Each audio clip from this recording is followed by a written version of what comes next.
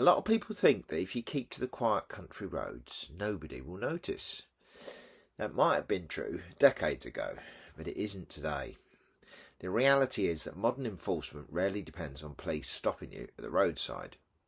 It happens through cameras, databases and automatic systems working quietly in the background, so the days of the false name are gone. In this video, I'll explain how driving laws have changed, what licence categories actually allow you to drive, and why similar principles now apply to people living on the waterways. Living on the road, waterways and off-grid in the UK, Dickie Dread. And we're moving on to chapter 4 today, driving laws and navigation laws. And this is part 33 in the video series. So, a lot has changed regarding driving laws since the good old days of the 1970s and 80s. Back then, many new age travellers got away with things that would be almost impossible now. No licence, no tax, no MOT, no insurance, and if you were stopped, giving a false name and address was often enough to walk away from it. My favourite was John Constable. Even when you were issued a producer, whether anything came of it depended on as much on the county as the law. For those on the water, the same shift has happened in a different form, not through road cameras but through licensing, registration and mooring control. That world has gone. Cameras are everywhere now. Roads are monitored, vehicles are tracked automatically and databases are linked. The system no longer relies on catching you in the moment. It records, flags and follows up. You might not get pulled over, but the letter will arrive. Or worse, the vehicle will be flagged and lifted. Reality is simple. If you're going to drive on a public roads, you need to be compliant. You might get away with the occasional short rural run, but it is not something to rely on. Even quiet roads are no longer invisible. Street infrastructure now routinely carries cameras and automatic number plate recognition systems operate far beyond what most people assume. Interestingly, despite all this, you rarely get stopped in the old sense. The days of routine pulls are largely gone. The system now works at a distance. It watches rather than chases. I have not been stopped properly since the late 1980s. Back then, things were very different. I remember driving an old Ford coach down the motorway with a flashing driver side window patched up with a sheet of clear plastic flapping like mad. We got cool. My mate, Charlie, gave his name as John Constable and ended up with a producer issued for Mr. John Constable. It was almost too easy.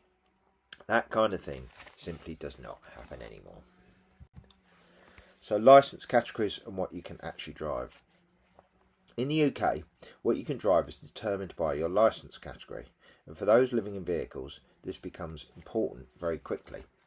A standard Category B licence allows you to drive vehicles up to 3.5 tonnes maximum authorised mass, and that's MAM we're going to call that. That includes most vans and smaller living conversions. Once you move beyond that mass, additional categories are required. A Category C1 licence allows you to drive vehicles from 3.5 and 7.5 tonnes. A full Category C licence allows you to drive vehicles over 7.5 tonnes, which includes larger trucks and heavy conversions. There is a generational divide here. If you passed your test before the 1st of January 1997, you may already have a C1 entitlement, allowing you to drive up to 7.5 tonnes without further testing, which is commonly referred to as a grandad licence. However, this entitlement is not permanent. At age 70, it must be renewed, and that renewal requires meeting medical standards. For many travellers, this becomes a practical issue later in life. Vehicles that were once easy to drive legally can suddenly fall outside entitlement if the medical requirements are not met. Vehicle size also matters. Width is limited to 2.55 metres, and rigid vehicles are limited to 12 metres in length. There is no fixed maximum height, but if your vehicle is tall enough that its height is not obvious from the driver's position, you are expected to display it clearly. And however official that sounds, the practical rule is much simpler. Low bridges do not care about your paperwork. Boat licensing and what you actually use. There is no direct equivalent to driving licence categories for most inland boat users. In the UK, you generally do not need a licence to operate a private leisure boat on inland waterways. However, this does not mean the system is unregulated. Control operates through the boat, which is licensing and certification, we'll cover that later, Waterways Authority, Canal and River Trust, Environmental Agency, Broads Authority, etc., and where and how you keep the boat. So the mooring laws, we'll cover those later. For coastal and offshore use, formal qualifications such as Royal Yachting Association certifications may be required or strongly expected, particularly for insurance. So while you may not need a licence to drive, you need a compliant vessel and permission to use the water. So the important point is that modern enforcement isn't necessarily more visible, it's simply far more connected. Whether you're driving a camper van, a 7.5 tonne horse box, or living aboard a narrowboat, the systems that regulate movement now work largely in the background. They don't need to catch you at the roadside or on the towpath. They already know whether your vehicle or boat is compliant.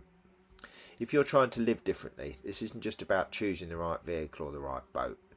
It's about understanding how the system actually works before discovering the hard way.